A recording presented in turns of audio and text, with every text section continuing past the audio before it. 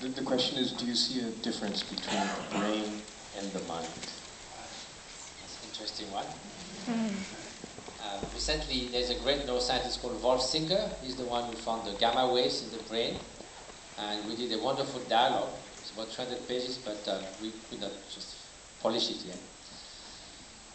Well, you know, this is a point where there's, of course, a great divergence of opinions or views between neuroscience and the Buddhist views. And so we decided that although we keep that very alive in our debates, when those minor life meetings occur in Dharamsala, this is always something that comes in the discussion. And we have very profound discussion with that from both sides. But we thought, you know, the idea of bringing together neuroscientists and Buddhist contemplative is already far-fetched. When His Holiness the Dalai Lama was invited to give the opening lecture at the neuroscience meeting in Washington. That's a meeting that gathers 30,000 neuroscientists every year. There was some opposition, 600 signatures. I said, how come a religious person can address that? This is nonsense.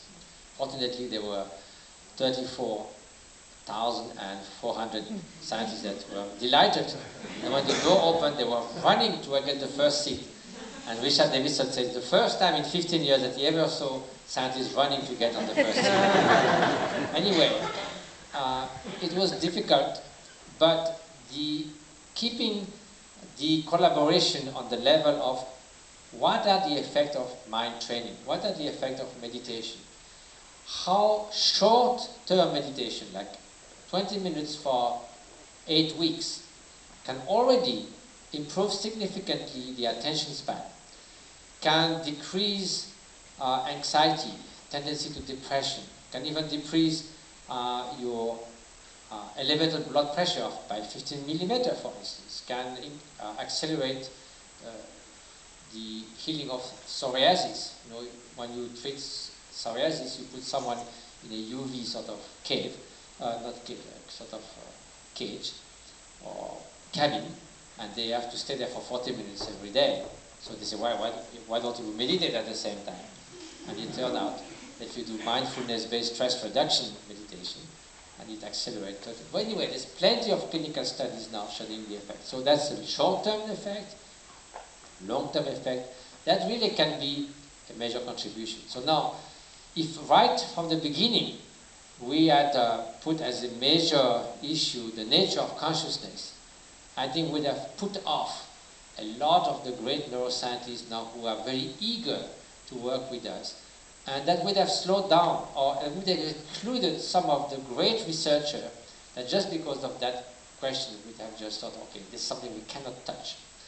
So it is true that a vast majority of neuroscientists think that the mind is 100% the brain, nothing more, nothing less, and that consciousness will be totally explained in some kind of future when we will know in every single detail the workings of the brain. I'm not a philosopher of science. A friend of mine, Michel Bitbol, who is a philosopher of science in France and also began with quantum physics and also had touched on consciousness, says this is only dealing with the soft problem of explaining the brain more thoroughly. It doesn't deal with the hard problem of the phenomenological nature of experience, because there's no other way to know any of those things except through experience and consciousness itself, which is primary to any other investigation, any other knowledge. And now, why we could call just, through sheer logic, consciousness a primary phenomenon. But if you go down to matter and come to atoms and quarks or superstrings or whatever you consider to be the building blocks of matter, or even the quantum vacuum, at some point you come to a level where you say, well, it's there. Why is the question of Leibniz, why there is something rather than nothing, unless you bring then creator or anything else in the picture, you cannot say why there are phenomena rather than no phenomena. So you just have to acknowledge that there are phenomena. So in a way, phenomena are something primary, because you cannot say why there's something rather than nothing. The question is not considerable. Now for the mind it's a bit more tricky, of course, because you can study the mind function from outside and explain very well the apparition of more and more sophisticated functioning according to the complexification of the nervous system and the brain and so forth. And then people say, well, consciousness is only when you are aware of a me and so forth. But anyway, the faculty is increasingly sophisticated and complex as the system, the physical system gets more complex. But that's basically describing from the outside. And you can understand that even you weren't able to describe with complete and ultimate precision what happens in terms of down to the single neurons and the single molecule, what happens in the brain when you see red or when you feel love. There's no way you can know what it is to see red and what it feels to feel love. So now you cannot escape that notion of experience.